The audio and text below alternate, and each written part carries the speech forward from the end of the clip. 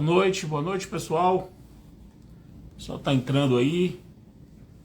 Me ouvindo bem? Me escutando bem? Deixa eu ver aqui. Acho que Leandro já entrou. Já.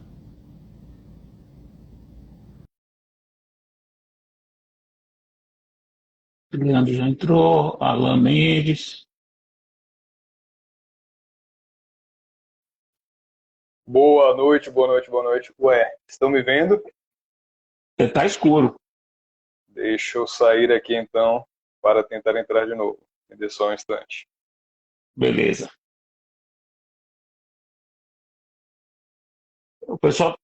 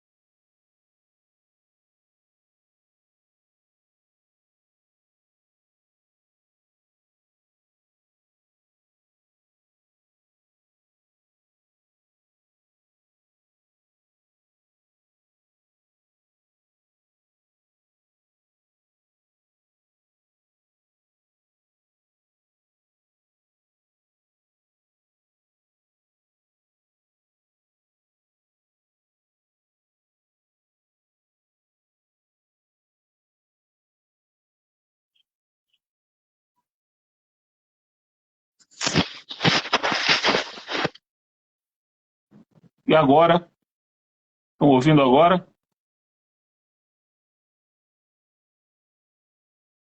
E agora estão ouvindo?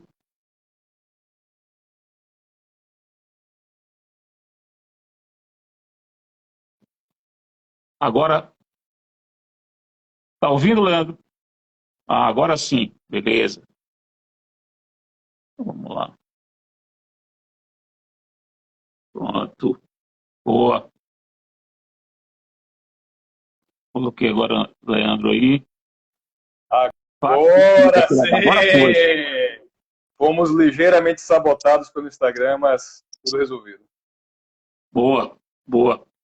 Eu tô lhe ouvindo, mas não tô lhe ouvindo pelo meu fone. Será que meu fone está com problema? Tô achando, porque quando você havia colocado, nós ficamos sem áudio. Depois você mexeu em alguma coisa, não sei se desconectou, e aí o áudio voltou normal. E agora? Não, né? Tá ótimo. Agora estamos aqui É, te ouvindo mas bem. Menos aí. não tô ouvindo pelo fone. Então vai sem fone. Mas veja, perceba que não me ouvir é uma vantagem, na verdade, não é uma desvantagem. De modo que isso não é um problema. Esse, esse telefone novos não tem mais aquela entrada para fone com fio.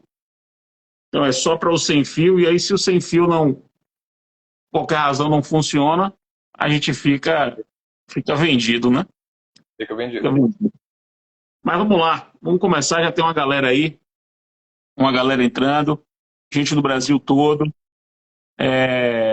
Já vi Salazar aí dizendo que está acertando o gol com o Salazar! conselheiro, Maravilha. está fazendo a tese dele, a tese é sobre o CNJ. Vamos lá, primeiro, Leandro, deixa eu lhe apresentar, né? Eu agradecer o convite, eu agradecer você ter aceitado o convite para participar dessa live. Leandro é juiz do trabalho no TRT da Sexta Região, em Pernambuco, e é mestre e doutor em Direito pela UFBA. E para minha felicidade, ele foi meu orientando no doutorado. Eu co-orientei a tese de doutorado, juntamente com o Rodolfo Pamplona. Porque Leandro foi meu aluno no doutorado, eu não tive o prazer de tê-lo como aluno na graduação, mas foi meu aluno no doutorado e a gente se aproximou muito. Houve uma conexão muito clara das nossas ideias, das nossas preocupações, dos nossos gostos, né, de objeto de reflexão. E por causa disso, inclusive, eu me tornei co-orientador e pude ajudá-lo na revisão, né, da belíssima tese de doutorado que ele defendeu, uma banca muito rigorosa, e que deve ser publicada aí ainda nesse ano, se ele terminar de fazer os ajustes a que ele se propôs, uma tese sobre a proteção de dados, quer dizer, a proteção processual dos dados, né, ou a processualização do direito fundamental, agora fundamental, à proteção dos dados. E aí, nessa nossa conversa, nesse nosso diálogo, a gente, encontrando nossos pontos de interseção intelectual, a gente percebeu que pudesse avançar em algumas ideias que ambos tínhamos sobre o papel do CNJ no sistema de justiça brasileiro. Ou seja, observar o CNJ para além de um órgão de recursos financeiros do Poder Judiciário ou um órgão correicional. É pensar o CNJ e, na verdade, é perceber o CNJ como um agente fundamental do sistema de justiça. E aí essas ideias começaram a fluir loucamente, e a gente começou a perceber que tinha muito caldo, e conseguimos apresentar a primeira edição deste livro aqui. Livro aqui que no Instagram fica Esse é o ao momento contrário. que o pessoal pode fazer prints aí e nos encaminhar depois no direct. Muito obrigado. Prints, ok. Exatamente. Obrigado. O Conselho Nacional de Justiça e o Direito Processual, Administração Judiciária, Boas Práticas e Competência Normativa. A ideia dessa live é apresentar esse livro para vocês. A gente vai passear pelos capítulos do livro, dizer basicamente as ideias que a gente defende, convidar vocês para poder conhecer o livro, que foi publicado agora pela editora Juspod. O livro que tenta pautar um debate. É um livro que é um ponto de partida, evidentemente, ele não é um ponto de chegada. A ideia é abrir a gente já tenta abrir diversos caminhos de reflexão e conta com vocês para debater conosco, para desenvolver essas ideias, para que a gente possa, inclusive, aprimorar se eventualmente o livro conseguir chegar a uma segunda edição. E aí eu queria passar já a palavra para Leandro, ele vai se apresentar, vai falar algumas considerações, mas eu já queria passar a palavra, porque ele, depois de se apresentar, ele já começa a falar um pouco do nosso capítulo primeiro, o capítulo 1 do livro. O capítulo 1 desse livro, ele estabelece uma premissa que vai guiar, ou que está guiando, tanto este livro, já guiou esse livro, como vai guiar o nosso próximo livro, que a gente deve, talvez, para o ano que vem, eu acredito que sim, que é um complemento desse livro, que é um livro que a gente vai escrever sobre o sistema de justiça do Brasil, aí com uma perspectiva maior. E esse primeiro capítulo apresenta ideias sobre um direito fundamental à boa administração da justiça. Mais especificamente, um direito fundamental à boa administração da justiça quando prestada pelo judiciário. Porque você pode pensar num direito à boa administração da justiça prestada por qualquer daqueles que possam prestar a justiça, mas também, mais especificamente, daí o papel do CNJ, um direito a que o judiciário preste uma boa justiça. De que modo o CNJ entra nisso e quais são as características daquilo que a gente vê como características fundamentais do modelo da justiça brasileira. Quer dizer, como é que o modelo de justiça brasileiro se organizou? E a gente tenta apresentar essas características articulando o CNJ e defendendo esse direito fundamental à administração da justiça. Essa é uma ideia muito forte que Leandro começou a desenvolver na tese dele. A gente juntou com algumas ideias que eu já tinha sobre as características do sistema de justiça brasileiro, e a gente apresenta isso nesse primeiro capítulo. E aí, Leandro, eu passo a palavra para você, para suas primeiras considerações, e falar um pouco sobre esse primeiro capítulo do livro. Ô, mestre, muito obrigado. Primeiro agradecer pelo convite, porque para mim é uma honra, é um privilégio, é um presente. Eu que sempre acompanhei suas lives, sempre vi suas palestras no YouTube ou presencialmente, ou enfim, em qualquer plataforma, estar tendo essa oportunidade de conversar com você depois de todo esse diálogo que a gente teve na construção da tese, no livro, cara, isso para mim é presente, isso é um presente, eu fico muito honrado. Faz parte desses protocolos das lives que haja algum comentário pelo convidado em relação ao anfitrião. Só que eu fico numa posição delicadíssima, porque falar dos seus atributos acadêmicos é meio que chover no molhado, né? Então, talvez eu possa contribuir melhor testemunhando sobre outra coisa para o pessoal que está aqui conosco, sobre outra perspectiva, que Fred, aqui diante de vocês, é um sujeito muito bem-humorado, tem um coração muito bonito e é um cara genuinamente preocupado em contribuir para melhorar as coisas. Então, seus atributos acadêmicos, Fred, fazem de você uma pessoa, uma voz muito relevante, sem dúvida alguma. Mas são essas outras características que tornam você uma pessoa indispensável. Então, mais uma vez, Obrigado. muito, muito obrigado pelo convite. É um presente. Vamos lá, vamos lá. E o pessoal vai ter a oportunidade de perceber, doravante, que todos os elogios que você fez são produtos da sua generosidade e esse entusiasmo que pode ter havido aí da galera vai esmorecer rapidamente em relação a mim. Então não se preocupem, vai durar bem pouco. Mas muito bem, eu acho que uma primeira questão, e aí já para avançar para essa colocação que você fez, que é perfeita, é perceber o seguinte, sobre o livro, a razão de ser do livro. Em dezembro de 2004, o título da nossa live não faria o menor Menor sentido. sentido, exatamente. Em março de 2022, há cerca de 80 resoluções e 50 recomendações do CNJ sobre matéria processual. Então, esse nosso papo aqui e esse livro é exatamente a respeito dessa evolução. E todas elas organizadas no apêndice aqui, ó. Atos Exatamente. normativos do CNJ que regulam o direito processual. E a gente organiza por tema. Isso aí. Por tema. Todas elas. Ah, Leandro, eu quero saber quais são. Compre o livro. Compre o livro que estão todas lá. Então, a realidade, quer matar a curiosidade com tudo. A realidade se impõe.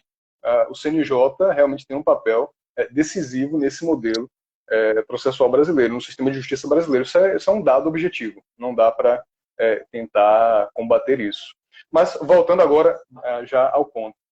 Existe por todo mundo uma discussão importante sobre se há um direito fundamental à boa administração e seu recorte específico de boa administração da justiça. O Tribunal Europeu de Direitos Humanos já tem pronunciamentos vários a respeito do tema, vários, uma quantidade muito expressiva, abordando questões como eficiência, garantias processuais das partes, com a ideia de que proteger garantias não é piorar, não é obstaculizar a eficiência da administração. Enfim, há um conjunto de percepções. O cenário europeu nos ajuda realmente a compreender essa realidade. Há, inclusive, um painel de avaliação da justiça da União Europeia, em que são colocados lá indicadores de digitalização, tempo de duração dos processos, ferramentas de design institucional nos diversos órgãos do judiciário. Então, isso é uma realidade que vem chegando ao Brasil graças à atuação do CNJ. E a gente precisa realmente admitir que o cenário de organização do Poder Judiciário e do sistema de justiça de forma mais ampla é constrangedoramente diferente daquele com o qual nós estamos acostumados, inclusive a enunciar em nossas exposições, em nossos textos.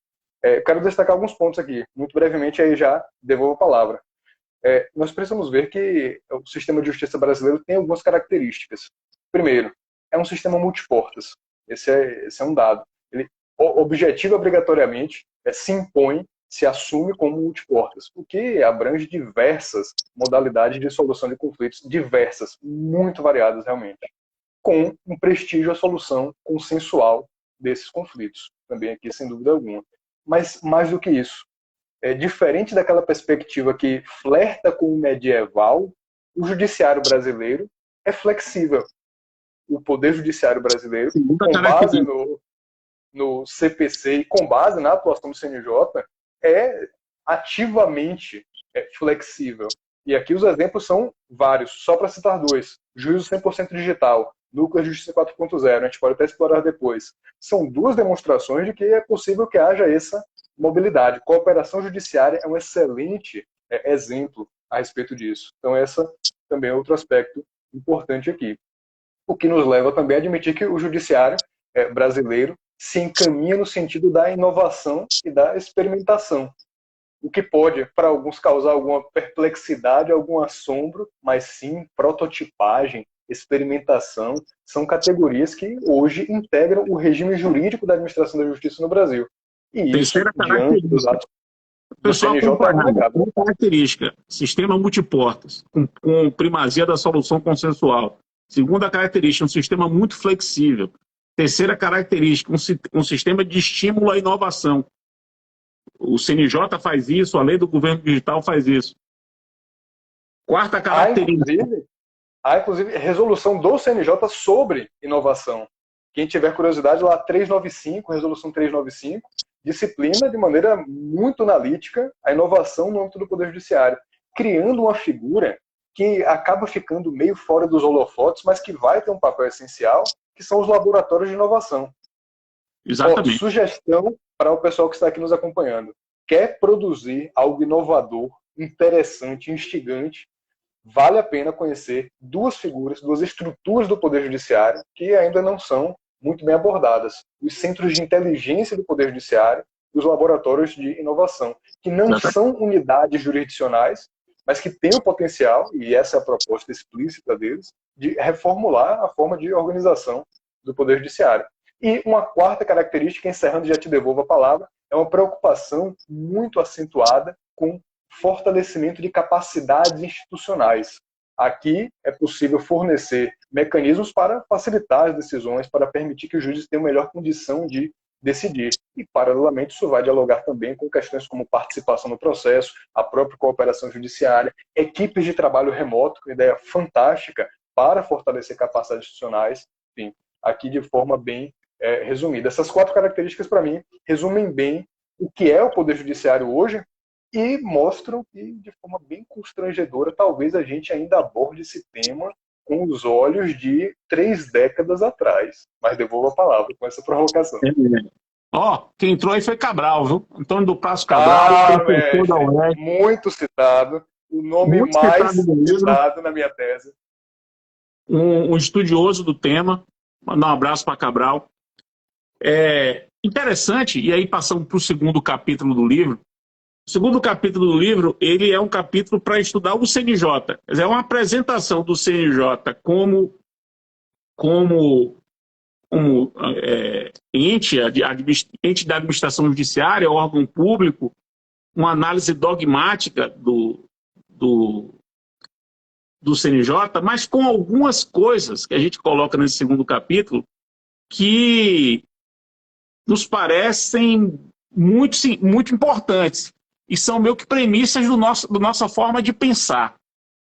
A primeira coisa que a gente define nesse segundo capítulo que é interessante é a seguinte: o CNJ arquitetado não é o CNJ real. Então, isso já é uma coisa muito importante. O que se pensava para o CNJ, o que se pensou quando se criou o CNJ na emenda constitucional 45 de 2004, não é o CNJ não é apenas o CNJ que se transformou na realidade. O CNJ se transformou num órgão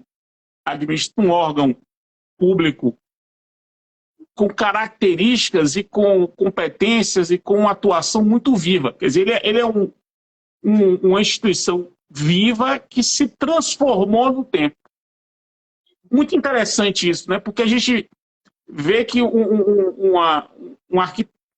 projeto, uma ideia de órgão com as suas funções acabou se transformando pelas mais variadas razões, e a gente precisa de um sociólogo do direito processual, talvez, ou um sociólogo da administração da justiça, para poder identificar quais foram essas razões que facilitaram com que o CNJ se transformasse nisso. Mas isso é uma premissa do nosso trabalho. O CNJ se transformou num órgão muito diferente e, a meu ver, muito melhor, com muito mais potencialidade do que se supunha. E talvez seja essa a razão pela qual os processualistas, de um modo geral, não se preocupavam com o CNJ.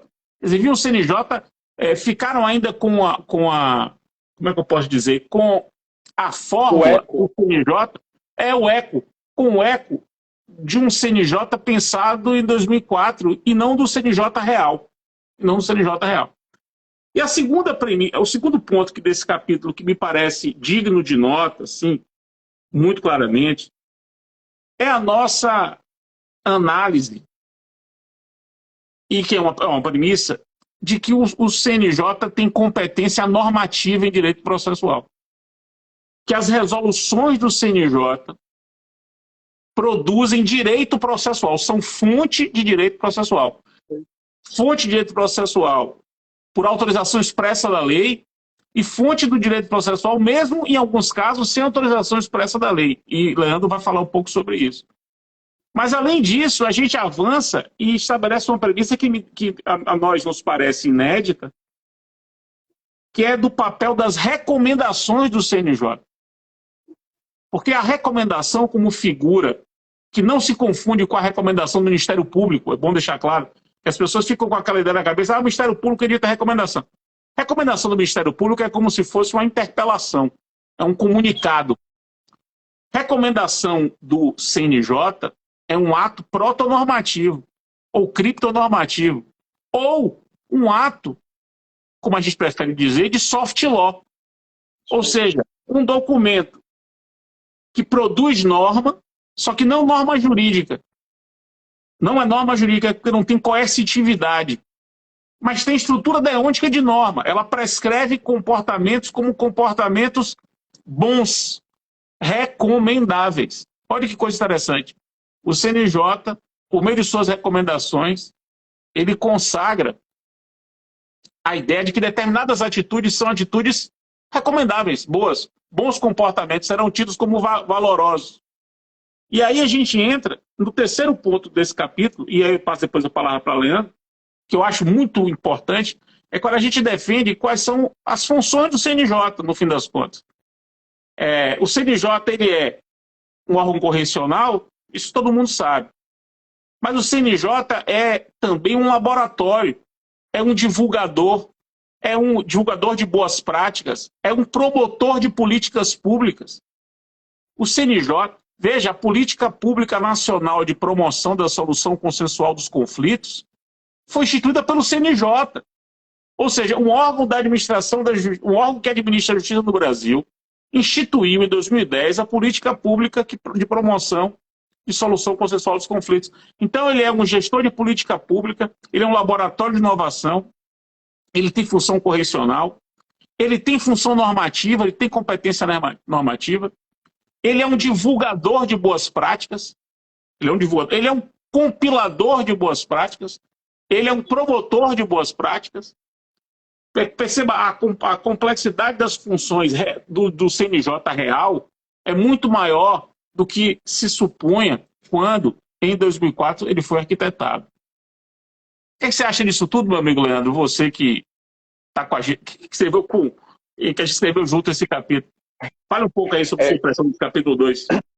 Eu acho que dá para sintetizar todos esses pontos que você colocou numa expressão que é mencionada algumas vezes pelo Supremo quando enfrenta o papel do CNJ, quando analisa o papel do CNJ, que é a ideia de um órgão central de coordenação e planejamento da administração da justiça no Brasil. A gente precisa entender que o CNJ não é um órgão correcional. Ele não é isso. Ele também é isso. Ele também é um pouco isso e tendencialmente cada vez menos. Mas ele é, acima de tudo, esse órgão central, portanto, o judiciário é uno, ele que vai coordenar e planejar as grandes políticas judiciárias, as grandes questões da administração da justiça no Brasil. Esse é o papel do CNJ. E é interessante porque você comentou perfeitamente no início, no momento que ele surgiu, houve até alguma tristeza, algum abalo na doutrina. Há um texto muito conhecido de Barbosa Moreira, nos temas, que ele fala, perdeu-se uma oportunidade com o CNJ. Poderia se explorar muito melhor esse órgão, essa ideia aqui de um conselho para o judiciário. E a realidade se mostrou de outra forma. Em grande medida, com o amparo do Supremo. O Supremo estimulou, no momento inicial, essa atuação do CNJ mais ampla, como órgão de centralização das políticas judiciárias, e com o passar do tempo, isso é muito interessante, as composições que foram se sucedendo no CNJ tomaram para si essa responsabilidade. Isso que é interessante. Então, foram dois fenômenos. o Supremo ratificando isso e estimulando isso em alguma medida, vá lá, com algum retrocesso às vezes, há um momento ou outro de refluxo ali nas decisões do Supremo. Quem tiver interesse pode mandar mensagem que eu encaminho quais são os principais acordos do Supremo a respeito desse tema. A gente tem isso também compilado, ou a pessoa pode fazer da forma mais fácil, que é comprar o livro, que vai encontrar tudo lá de forma analítica. Agora, quem for ler os acordos, vou pedir a gentileza, não leia só os votos, não leia os debates. Os debates nesses acordos são as partes mais ricas, porque dão uma indicação bem interessante de como o Supremo visualizou ao longo do tempo o CNJ. E exatamente isso. E as composições do CNJ foram se assumindo com esse papel, a ponto de, em determinado momento, o Supremo começar a reconhecer, primeiro na perspectiva mais administrativa, posteriormente avançando para a perspectiva processual, que o CNJ sim tem competência normativa. E aí que a gente precisa fazer uma distinção que é essencial. Uma coisa é competência legislativa, outra coisa é competência normativa. São categorias jurídicas muito, muito diferentes, cada uma com o seu papel, cada uma com o seu espaço de regulamentação. E o CNJ, em alguma medida até, funciona como uma espécie de, e aí o pessoal não lance objetos virtuais aqui em mim, mas funciona até como uma espécie de agência reguladora Sem dúvida. do sistema de justiça. Então esse é um ponto importante, com competência normativa. O Supremo reconheceu isso, inclusive indicando que o CNJ possui competência para editar regulamentos autônomos. E é por isso que no livro nós recorremos à teoria dos regulamentos. O CPC prevê hipóteses de regulamentos autorizados ou delegados do CNJ, prevê expressamente isso, prevê regulamentos de execução do CNJ expressamente, e a Constituição, artigo 103b, parágrafo 4º, admite, a partir da interpretação do Supremo, que haja também expedição de regulamentos autônomos pelo CNJ. E aí pode gerar aquela angústia existencial, mais Fred, mais Leandro. A única fonte do direito processual brasileiro não é a lei federal? E aí a gente tem que receber carinhosamente a pessoa e dizer: meu amigo, minha amiga, você está 20 anos atrasado. Porque realmente a realidade é bem diferente. É bem diferente. As fontes processuais de normas processuais são muito amplas, muito diversificadas. E aí me permita puxar aqui, mas é uma puxada sincera. Quem aborda isso da maneira mais adequada, com um enfrentamento mais cuidadoso e com enfrentamento inédito, é você, no curso. Então, no volume 1 do curso, você, que eu tenho conhecimento, é a primeira pessoa a propor seriamente esse debate e analisar como essas fontes interagem. Isso, e essas resoluções estão também sendo. O que a gente precisa perceber é a finalidade de cada uma dessas competências normativas. A normatividade de cada uma, né? Cada uma. É isso aí. E aí a gente vai dialogar.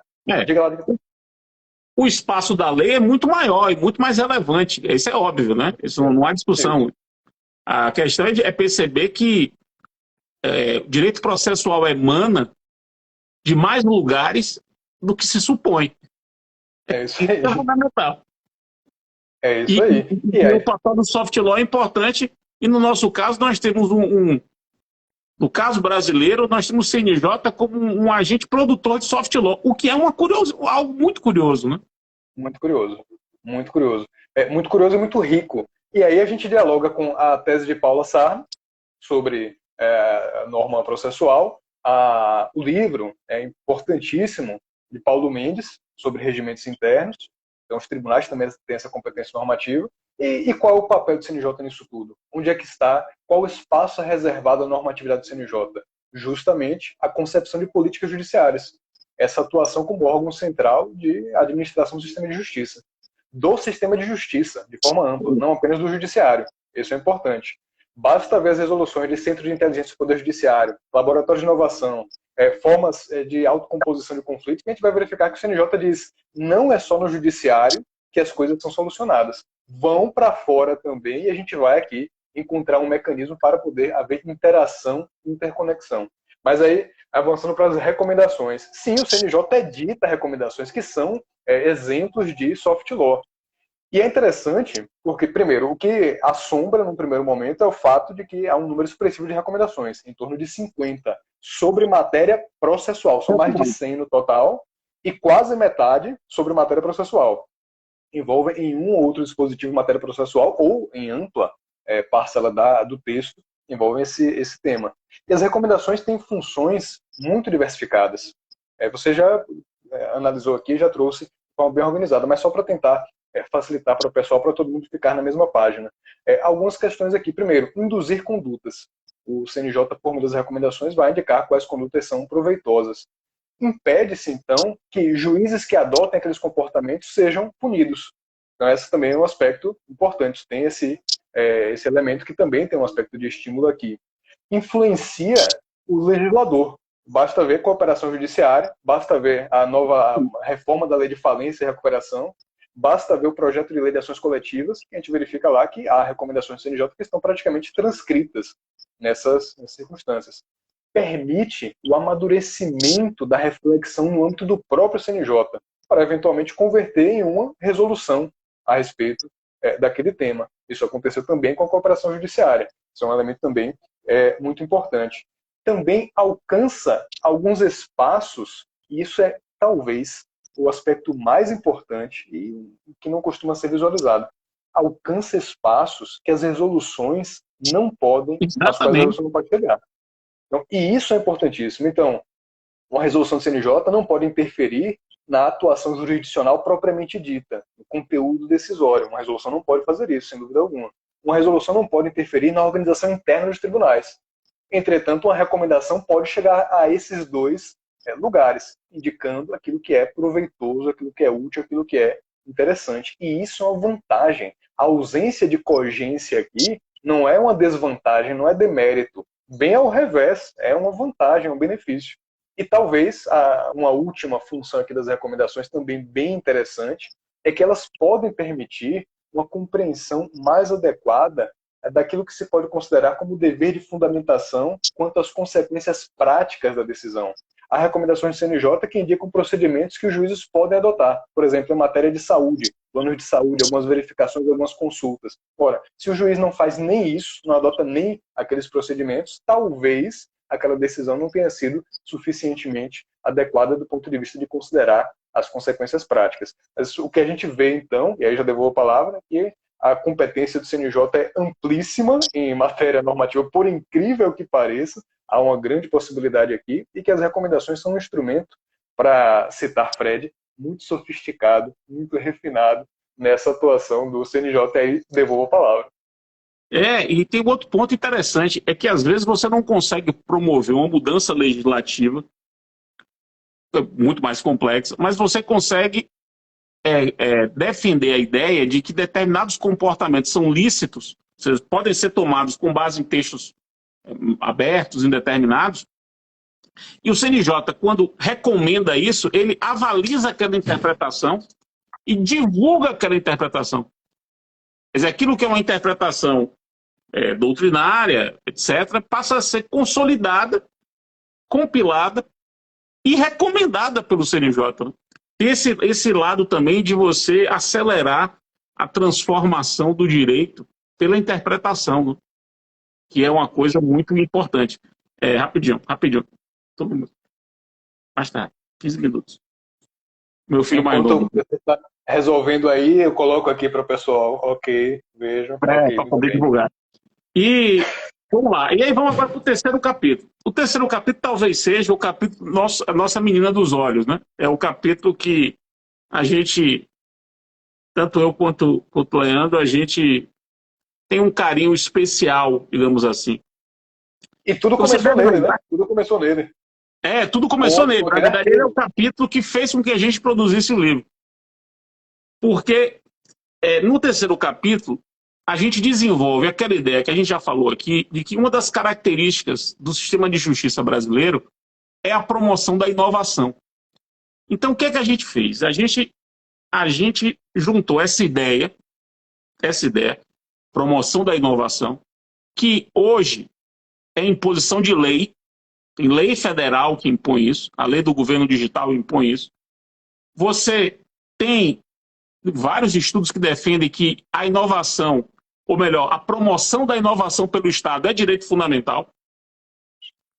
Você tem o CNJ, que editou, como o Leandro mencionou, a Resolução 395, que vem exatamente para poder fazer valer essa previsão legal no âmbito do Poder Judiciário.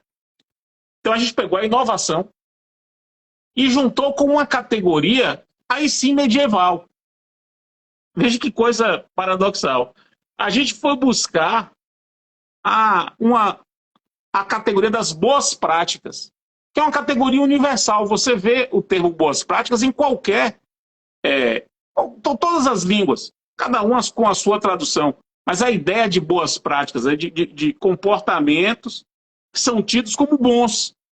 São bons, perceba, bom não é que é lícito ou ilícito, é um comportamento que é bom. É uma boa coisa que foi feita, uma boa prática que foi adotada.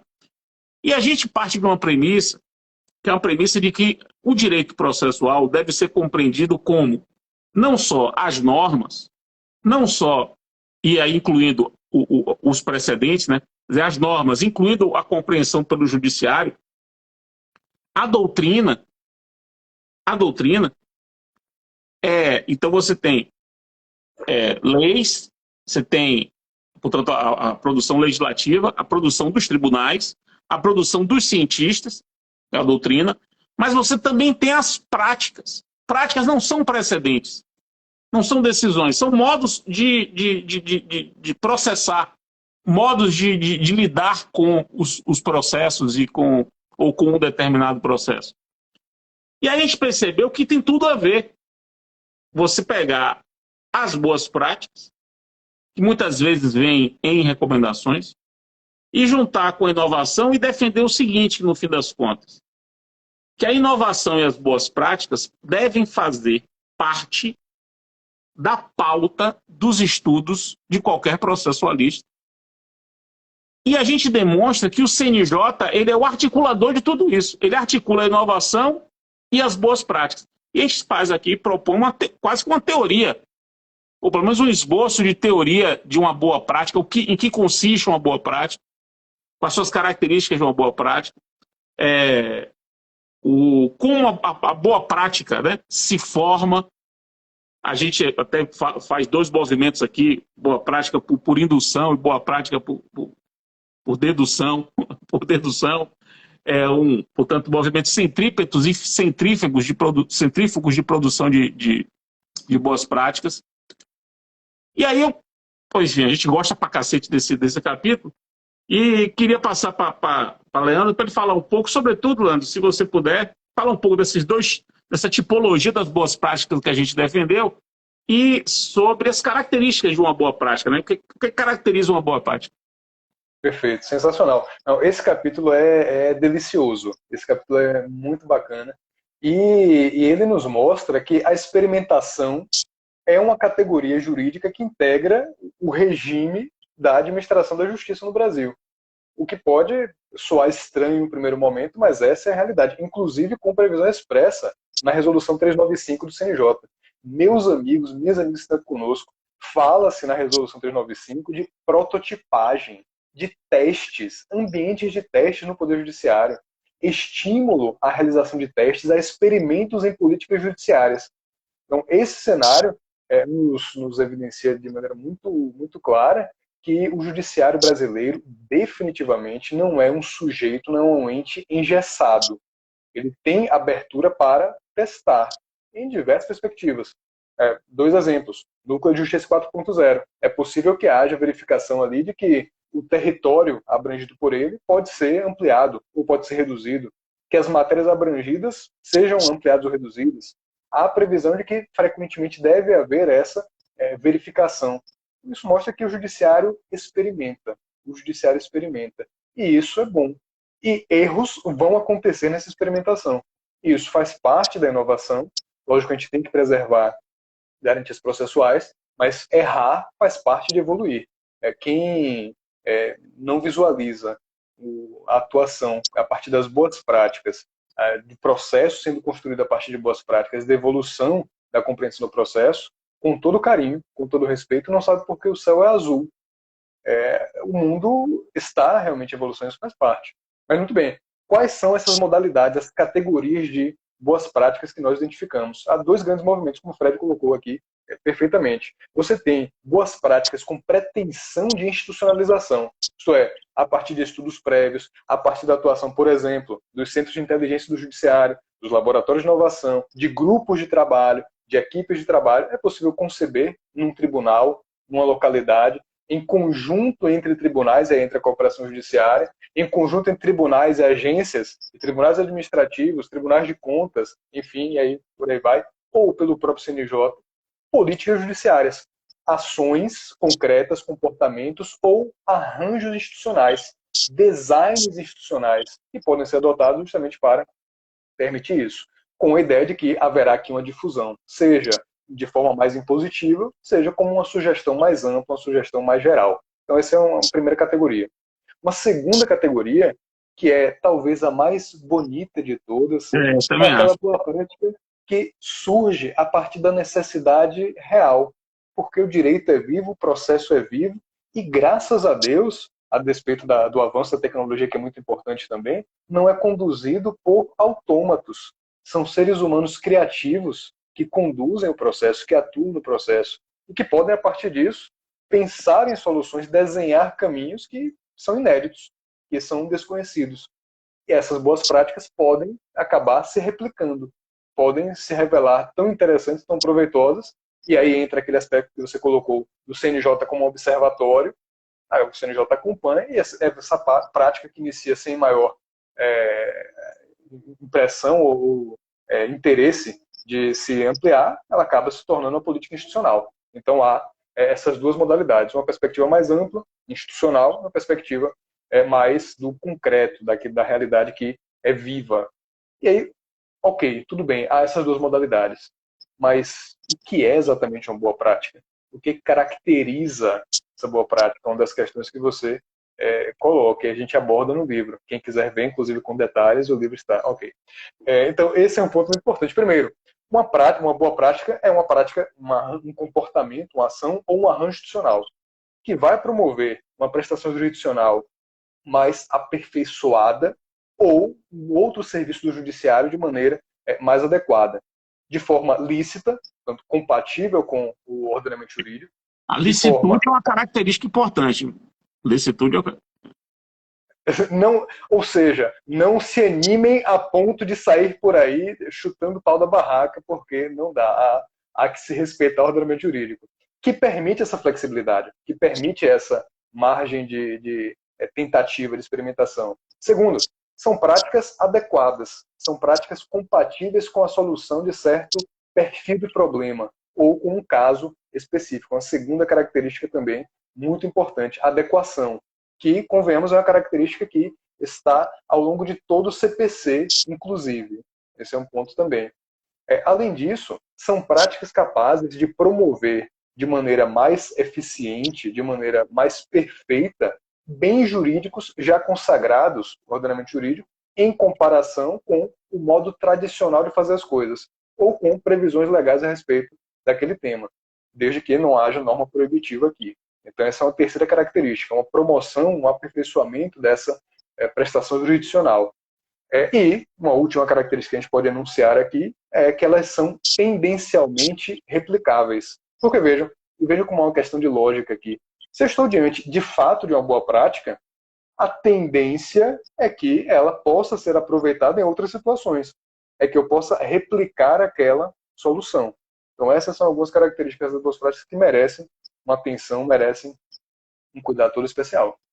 Mas aí, devolvo a palavra, vamos lá. Maravilha. Esse capítulo é lindo, esse capítulo é uma delícia. Esse capítulo aí é incrível.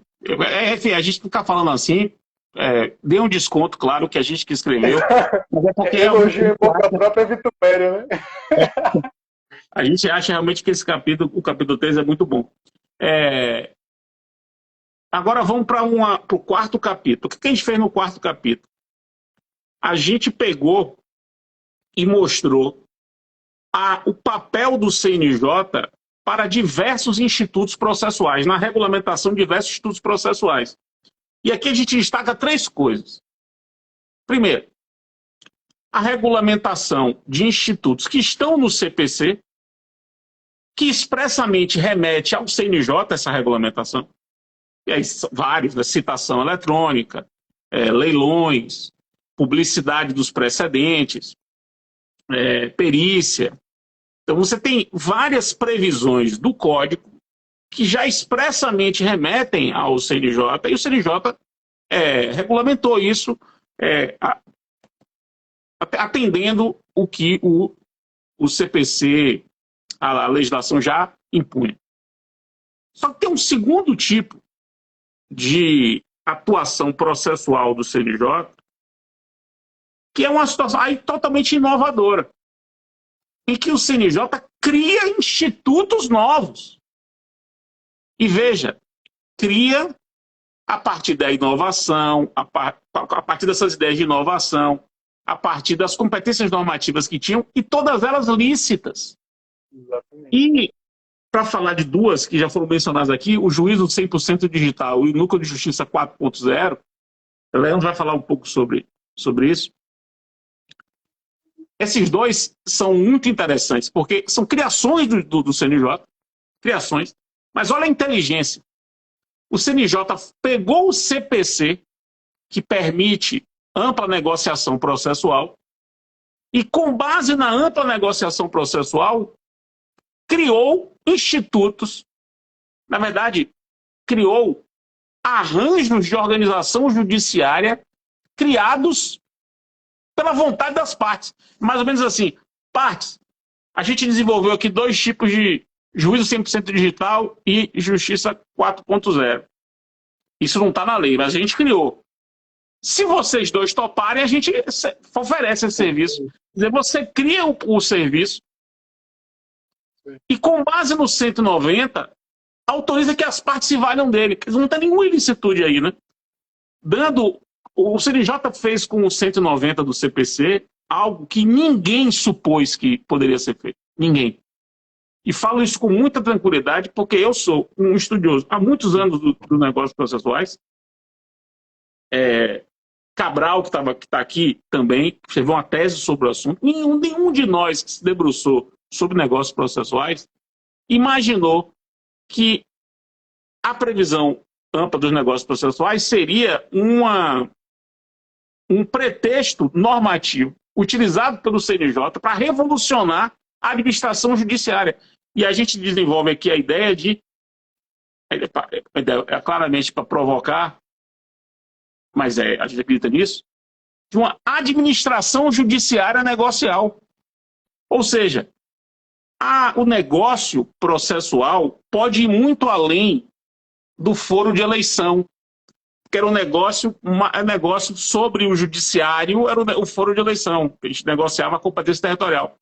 Quer dizer, negócio que tem por objeto a organização judiciária pode agora ir muito além do foro de eleição.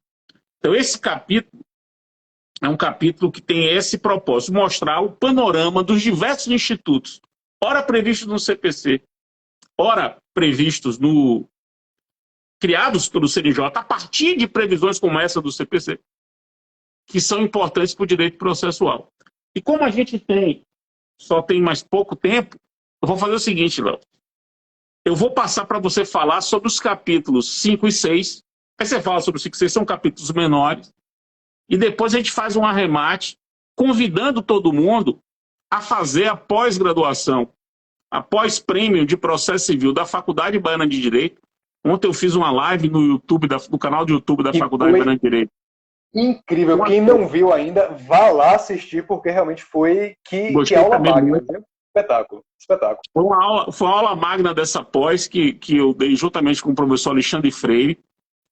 E Leandro é um dos professores da pós e um dos pontos que ele vai tratar exatamente, aí sim, uma aula longa sobre o assunto, né? Não é uma live, uma aula longa para mergulhar nisso.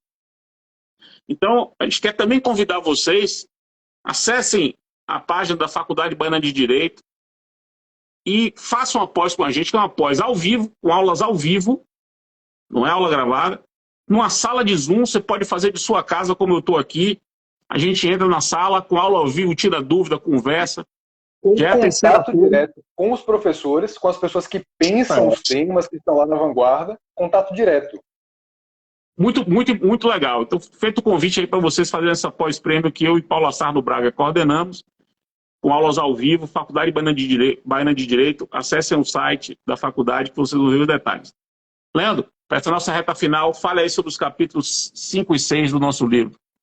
Show de bola. E aí, só em relação a pós, apesar de eu estar no corpo docente, eu garanto que os outros professores são excelentes, tá? Então não se assombrem, ok?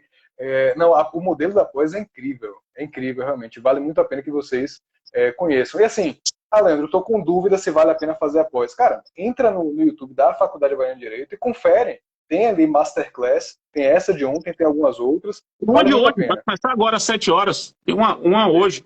O Daniel Assunção, Paulo Assardo Braga e Renato Cortez. No canal do YouTube, 7 horas da faculdade. Quem tiver na dúvida, confiram e eu garanto, realmente é um formato pedagógico incrível, vale muito a pena. E então, caminhando para o 5 e o 6 de forma bem breve. No 5, nós nos debruçamos sobre a seguinte questão. O 103b, parágrafo 4º da Constituição, prevê que uma das atribuições do CNJ é disciplinar questões envolvendo o regime funcional da magistratura. O que nós percebemos, rigorosamente o que você percebeu, e aí provocou para a gente começar a refletir, foi: há questões processuais que decorrem disso aqui. E é exatamente isso que nós abordamos. Questões envolvendo, no primeiro plano, imparcialidade. E aqui nós abordamos não só a imparcialidade de sua perspectiva tradicional, mas uma ideia de tutela da aparência de imparcialidade. É um capítulo que eu gosto bastante, tenho muito carinho por esse tópico. E que a gente aborda questões como o dever de revelar-se, de revelar fatos que possam suscitar dúvida séria quanto à imparcialidade, a partir da perspectiva de um observador razoável, ou deveres que, mesmo que a partir de uma perspectiva de outro tipo de observador, possam gerar alguma dúvida, alguma questão que não estejam expressamente previstos lá como um dos fatores que vão gerar impedimento ou suspeição. Aspectos como a atuação do juiz, de maneira a assegurar não só que ele de fato é imparcial, mas que ele vai apresentar-se de maneira imparcial. A gente analisa a preclusão punitiva em razão da violação do dever de imparcialidade, é um tema muito interessante. E também tem um ponto aí, Leandro, que é importante dizer, a gente divulga uma coisa que pouca gente sabe, que nós temos um Código de Ética Judicial desde 2008, que é uma resolução do CNJ. A resolução 70 do CNJ é resolução, portanto é norma. Ela é o nosso Código de Ética, e você não vê o Código de Ética Judicial nem mencionado nos livros de processo. Veja, nem mencionado. Ali tem deveres judiciais, dever de clareza, como você colocou aqui, dever de imparcialidade é concretizado nesse código. É incrível como isso passa ao largo. Passa ao largo. Então, esse capítulo tem esse papel também de divulgação desse instrumento que é muito importante e que foi inspirado num instrumento de soft law da ONU, que são os princípios de Bangalore, que a gente menciona aqui. Depois vocês procurem no Google, Princípios de Bangalore, tem uma versão em português. É um documento de soft law da ONU que inspirou os países do mundo a criar os seus códigos de ética judicial. E no Brasil, o Código de Ética Judicial virou, veja, o que era soft law internacional virou hard law no Brasil por meio do CNJ, desde 2008, e pouca gente conhece. Com base na Constituição e com evidentes impactos processuais. De modo que isso não pode ser desconsiderado.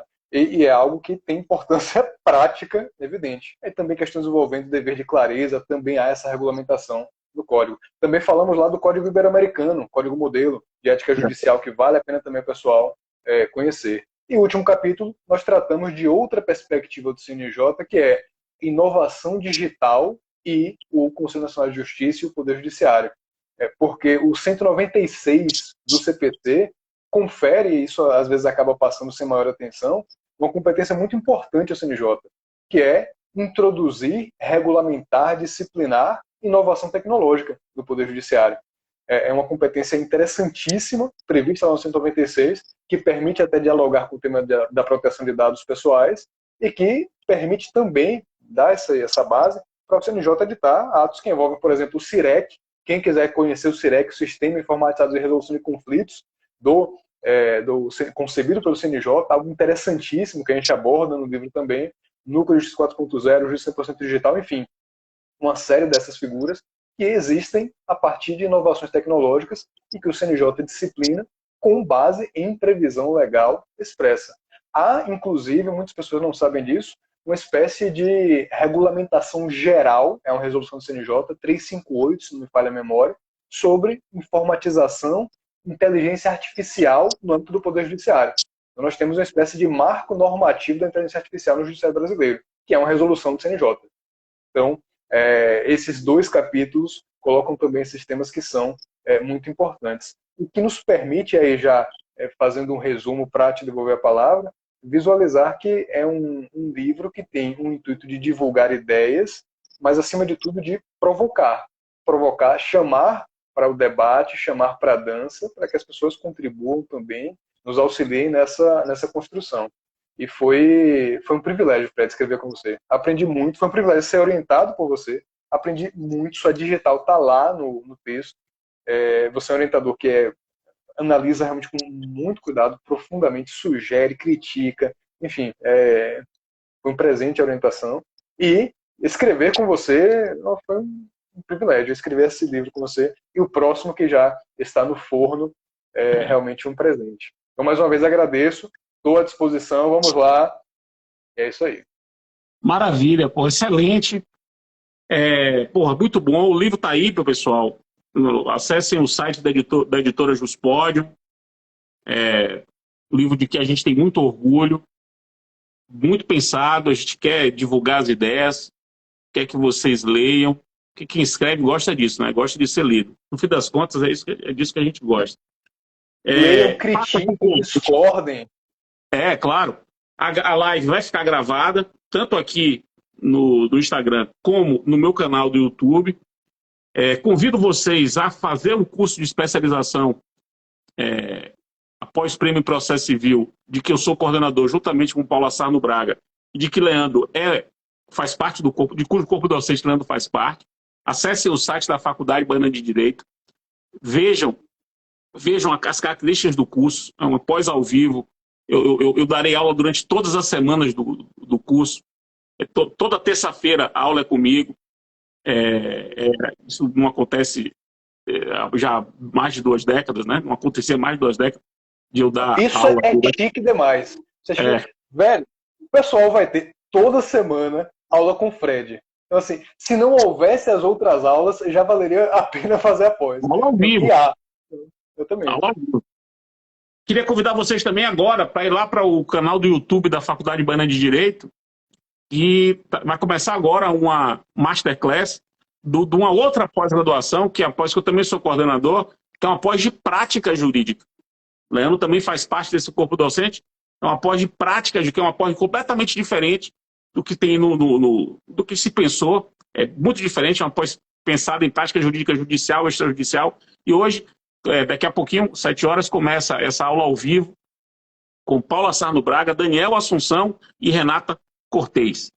É isso, pessoal. Maravilhoso. Boa noite a todo mundo. Leandro, meu querido. Abraço forte, viu? Muito obrigado. Boa noite a todos e todas. Valeu, galera.